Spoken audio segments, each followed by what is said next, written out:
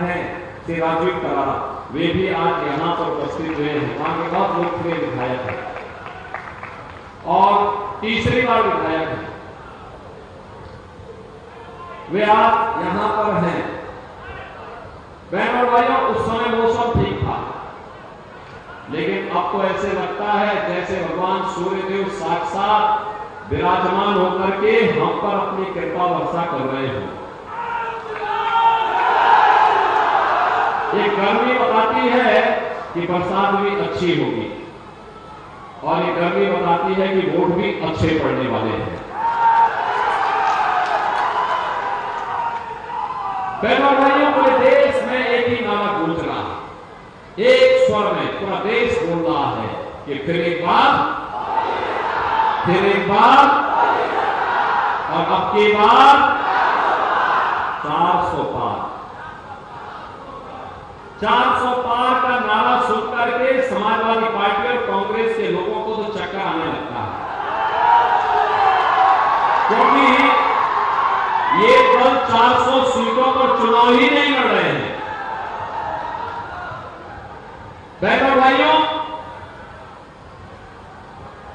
जब जनता से पूछते हैं कि आखिर 400 पार क्यों और कैसे, तो एक ही बात कहती है कि जो राम को लाए हैं हम उनको लाएंगे। जो राम को लाए हैं, बांसगांव में इसके लिए तैयार है ना? जो राम को लाए हैं, आप में से कितने लोग हैं जो अयोध्या गए हैं? पूरा बांसगांव होके क्या गया? जो बीच बीच में एक आध दो बचे होंगे, मैं राजेश त्रिपाठी जी से भी और विमलेश पासवान से भी कहूंगा कि चुनाव के बाद मौसम थोड़ा ठीक हो जाए, एक बार अयोध्या का इन सबको दर्शन करा करके एक बार फिर से लेकर एक नई अयोध्या। ऐसे लगता है जैसे प्रभु राम साक्षात विराजमान होकर के अपनी कृपा आशीर्वाद हम पर बरसा रहे हैं। बहनों भाइयों, अयोध्या में आप गए होंगे, अयोध्या में रामलला विराजमान हुए हैं, लेकिन रामलला भी विराजमान होने के पहले वहां के इंटरनेशनल एयरपोर्ट का नामकरण महर्षि वाल्मीकि के नाम पर किया गया। अयोध्या में रामलला विराजमान हुए, पहला जब वनवास हुआ था भगवान राम को, पहली रात्रि उन्होंने निषाद राज के यहाँ बीती थी। और जितने विश्रामालय है ना, उन सभी विश्रामालयों का नाम हमने निषाद राज के नाम पर रखा। भगवान राम जब जंगल में गए थे, माता सीता को ढूंढ रहे थे, तब जंगल में उन्हें सानिध्य प्राप्त हुआ था माता सबरी, और माता सबरी ने उन्हें अपने वेद खिलाए थे। और इसलिए अयोध्या के भोजनालय, जहां श्रद्धालुओं को शुद्ध प्रसाद भोजन के रूप में मिलता है, उस भोजनालय का नामकरण है माता सबरी के नाम पर। देखिए, ये है हमारा भारत। और मैं आपसे कहूंगा, हम सबके लिए हम सौभाग्यशाली पीढ़ी है। रामलला को 500 वर्षों के बाद विराजमान होते हुए देखा है। हम अपनी वर्तमान और भावी पीढ़ी को कह सकते हैं, जब अयोध्या में रामलला विराजमान हुए, तब हम लोगों ने काम किया था, हमने अपनी आंखों से देखा था, हम इस कार्य के साक्षी रहे हैं। और आप तो ये भी कह सकते हैं कि हमारे कारण ये काम हुआ है,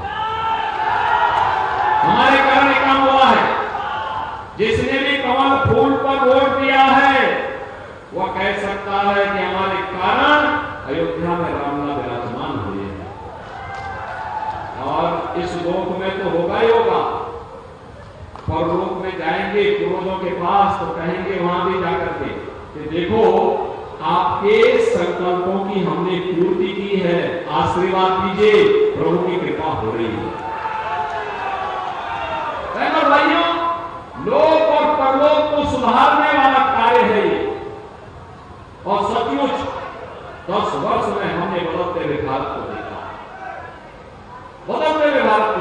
एक ऐसा भारत इस भारत ने दुनिया के अंदर अपनी एक नई पहचान बनाई है।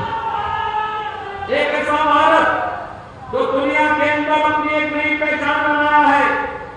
अगर दुनिया के अंदर संकट आता है तो दुनिया भारत की ओर देखती है, मोदी जी की ओर देखती है। एक सुरक्षित भारत। आज सीमा में घुसपैठ नहीं होती। कांग्रेस और समाजवादी पार्टी के सरकार के समय जो विस्फोट होते थे, जगह जगह आतंकी विस्फोट होते थे, आज वो समाप्त। अब तो पटाखा भी जोर से फट जाए तो पाकिस्तान पहले सफाई देता है, कहता साहब ये मैंने नहीं किया। उसे मालूम है अगर समय रहते सफाई नहीं की और कहीं से उसका नाम आ गया तो फिर उसका काम तमाम होना ही होना है। ये नया भारत है, छेड़ेगा नहीं, लेकिन अगर कोई छेड़ेगा तो उसको छोड़ेगा भी। ये कारण है ताकत के कारण। आपकी ताकत मोदी जी के साथ, देश की ताकत मोदी जी के साथ। आज एक कारण है, अभी मैं देख रहा था, अब आपको गोरखपुर जाना होगा, पौड़ी गांव से 10 मिनट की गोरखपुर, वाराणसी जाना होगा 2 घंटे में वाराणसी। बहनों भाइयों, कितनी अच्छी कनेक्टिविटी, जितनी सड़क है, फायर स्टेशन है, बाढ़ बचाव के लिए कार्य हो रहे हैं, नए नए कार्यक्रम आगे बढ़ रहे हैं, कहीं स्वास्थ्य का केंद्र, कहीं कॉलेज का निर्माण, और पूर्वांचल एक्सप्रेसवे और राम जानकी मार्ग बनने के बाद तो यह क्षेत्र अब गोरखपुर का विकसित क्षेत्रों में गिना जाएगा। हमने पिछले दिनों धूलियापान के पास बायोगैस का, कंप्रेस्ड बायोगैस का एक प्लांट का उद्घाटन किया। आप सोचो, कांग्रेस के समय चीनी भी लगी थी, चीनी भी देखी थी नहीं थी। आज वहां कंप्रेस्ड बायोगैस, जितना कूड़ा होगा उसको तो वो निस्तारित करेंगे ही। किसान की आमदनी को बढ़ाने के लिए पराली का पैसा भी अन्नदाता किसान को प्राप्त होगा। आम के आम और गुठली के भी दाम। बहनों भाइयों, यह हुआ कार्य, और अभी तो वहां पे हमारा प्रयास है गीडा की तर्ज पर एक नया औद्योगिक केंद्र वहां विकसित हम करने जा रहे हैं। एक सीमेंट की फैक्ट्री हम धूलियापान के पास लगाने जा रहे हैं, और भी नए उद्योग लगाने जा रहे हैं। हमारी इच्छा है कि आज से 100 साल पहले हमारा दक्षिणांचल, गोरखपुर का दक्षिणांचल, यहाँ के लोग अपनी मेहनत से, अपने पुरुषार्थ से, इन्होंने बैंकॉक जाकर के, सिंगापुर जाकर के, लाओस जाकर के और दक्षिण पूर्व एशिया के देशों में जाकर के खूब मेहनत की, खूब पैसा कमाया। लेकिन अब समय आ गया है, किसी को बाहर नहीं जाना होगा।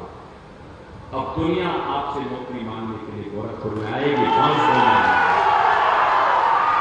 इसके लिए कार्य हो रहा है, लगातार प्रयास हो रहा है। ये सड़क, ये बिजली, ये पानी, ये इसी के लिए तैयार हो रहा है। आज आप जाइए ना, एक 4 लेन की कनेक्टिविटी आपको गांव को 2 लेन की कनेक्टिविटी के साथ जोड़ करके, कई हॉस्पिटल, कई फायर स्टेशन की स्थापना, ये सब इसी का हिस्सा है।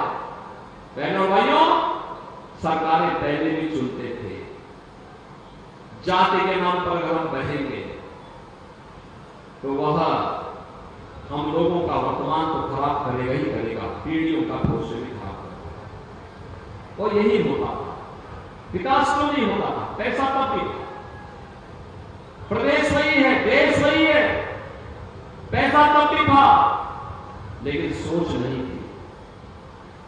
तब प्रदेश और देश के विकास की सोच नहीं थी, तब सोच अपने व्यक्तिगत परिवार की थी, व्यक्तिगत अपनी सोच थी, केवल अपने लिए, अपने परिवार के लिए मानने, बाकी के लिए। और आज हमारे लिए क्या?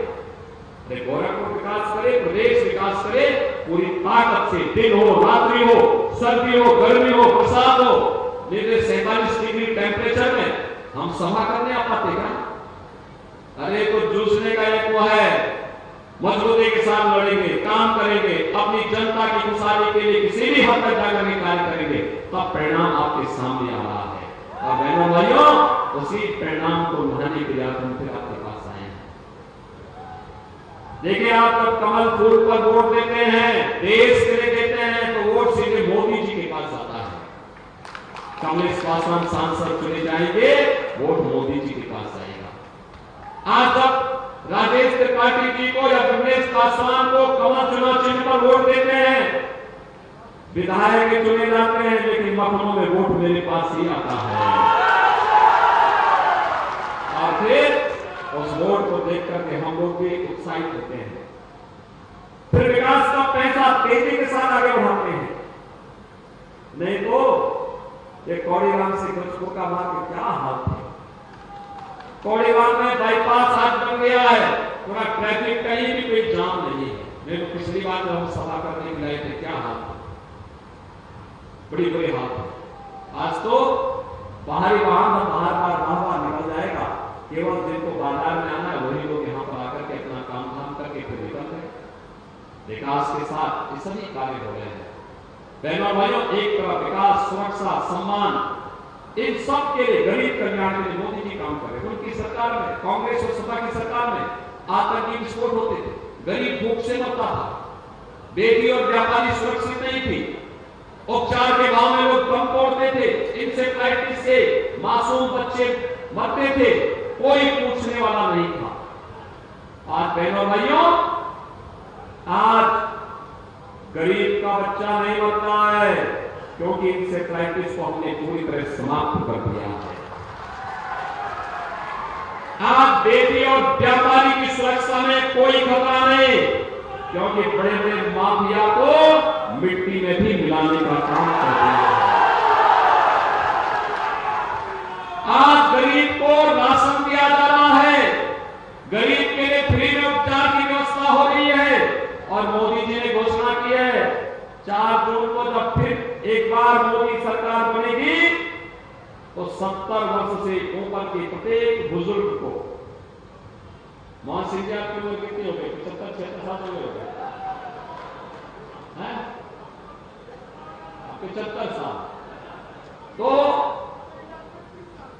ये 70 साल से ऊपर के हर एक बुजुर्गों को 5 लाख रुपए का फ्री में उपचार की व्यवस्था हर साल होगी, हर साल होगी। 4 करोड़ गरीबों के मकान बने हैं, और बाकी जितने बचे हैं ना, जितने बचे हैं, उन सबका अगले 5 वर्ष के अंदर एक एक मकान बन जाए। बहनों भाइयों, वहां विकास भी है, गरीब कल्याण भी है, सुरक्षा भी है, सम्मान भी है। और कांग्रेस और समाजवादी पार्टी क्या कहती है? कहती है आएंगे तो पर्सनल लॉ लागू करेंगे। पर्सनल लॉ का मतलब जानते हैं ना? पर्सनल लॉ का मतलब है ये आपकी बेटी स्कूल नहीं जा सकती, महिलाएं ऑफिस या बाजार नहीं जा पाएंगी, बुर्का पहन करके घर में करना पड़ेगा, तब तक सुबह के रहना पड़ेगा।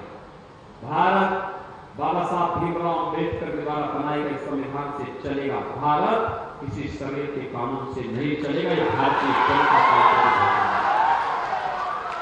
ये कांग्रेस और समाजवादी पार्टी के लोग बाबा साहब भीमराव अंबेडकर का अपमान करते हैं, और इसीलिए कह रहे हैं हम पर्सनल लॉ लागू करेंगे। ये कहते हैं आएंगे गरीबी हटा देंगे। अरे दादी जो नारा लगाती थी 54 वर्ष के बाद भी नाती वही नारा लगा, देख रहे हो ना? 54 वर्ष के बाद गरीब हटाएंगे। और कहा गरीब कैसे हटाएंगे? गरीबी कहा एक झटके में हटा देंगे। कहा एक झटके में कैसे?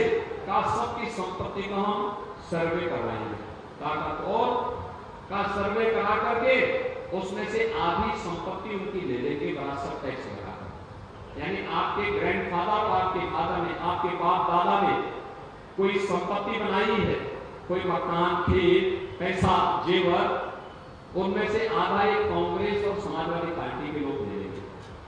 आप बताओ 4 कमरे का कोई घर आपका है, आपके बाबा ने बनाया है, ये लोग आएंगे अगर तो कहते हैं हम 2 कमरा ले लेंगे, और 2 कमरा लेकर के उसमें पाकिस्तान या बांग्लादेश के किसी घुसपैठी मुसलमान को बसा देंगे। अरे देखो क्या पाप करना चाहते हैं, क्या आप इसको स्वीकार करेंगे? क्या अंदर आप औरंगजेब की आत्मा घुस गई है। औरंगजेब ने हिंदुओं पे एक टैक्स लगाया था, उसका नाम था जजिया कर। औरंगजेब कोई शरीफ मुसलमान के अपने पुत्र का नाम औरंगजेब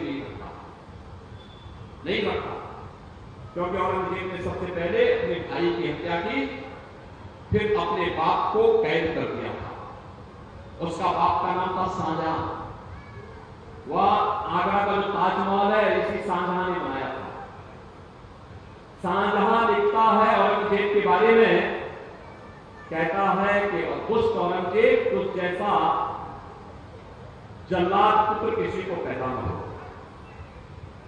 तुझसे अच्छे तो हिंदू हैं जो जीते जी अपने बड़े बुजुर्गों का सम्मान करते हैं और मरने के बाद श्राद्ध और पितरों का तर्पण देकर के उनको जल देने का काम करते हैं। और कहते हैं उसको भी तूने तो मुझे एक एक बूंद पानी के लिए तरसाया है। बहनों और भाइयों, ये कांग्रेस का विरासत टैक्स औरंगजेब का जजिया कर है। जजिया कर, ये जजिया कर हिंदुओं पे लागू होता था। हिंदुओं से कहा जाता था या तो तुम जजिया कर दो और नहीं तो मुसलमान कर दो।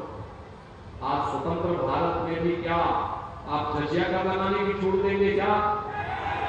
बहनों और भाइयों, औरंगजेब को दोबारा जिंदा नहीं होने देना है।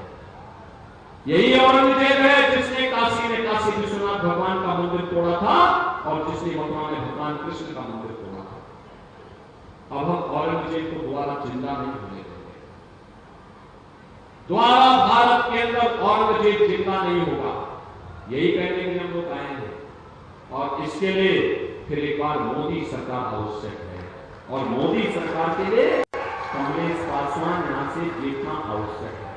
कमलेश पासवान को कितने लोग चुनाव जिला करके भेज रहे हैं? हाथ खड़ा करके बताओ, दोनों हाथ खड़ा करके बताओ।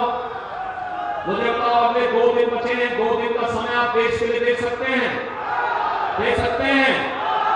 2 दिन में मैं आपको 2 काम बताऊंगा, करेंगे? पहला काम है जो अगले 2 दिन करना है, आप में से हर व्यक्ति 25-25 परिवारों में जाकर के प्रत्येक मतदाता से संपर्क करके आत्मनिर्भर और विकसित भारत के लिए, राम राज्य की संकल्पना के लिए, मोदी जी को फिर से प्रधानमंत्री बनाने के लिए उनसे कमर पर वोट देने की अपील करेंगे। करेंगे? 2 दिन का मतलब 50 घर का मतलब 200 से 250 मतदाता संपर्क करेंगे। करेंगे। और दूसरा कार्य, 1 जून को सुबह 7 बजे से मतदान होना है। अपने मतदान केंद्र में जाकर के 7 बजे के पहले इन सभी 200-250 मतदाताओं को ले जाकर के 10 बजे के पहले मतदान करा देना। कराएंगे? कराएंगे? दोनों हाथ लगा करके बोलो, करेंगे? तो मेरे साथ बोलेंगे, भारत माता की, भारत माता